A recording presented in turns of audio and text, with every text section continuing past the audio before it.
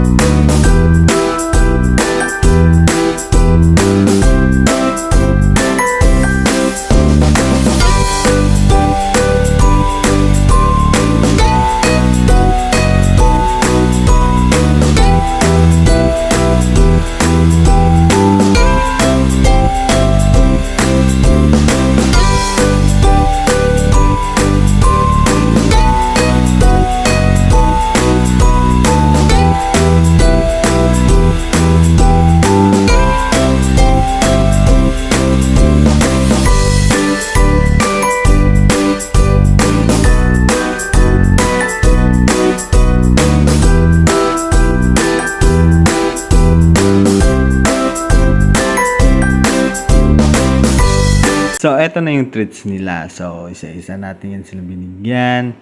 Tsaka, yun. Medyo nagutom yung isa. So, wala na. At eto namang puti. Binigyan din natin si puti. Ayan, si puti. Nating pasaway. Pagpasaway ka talaga.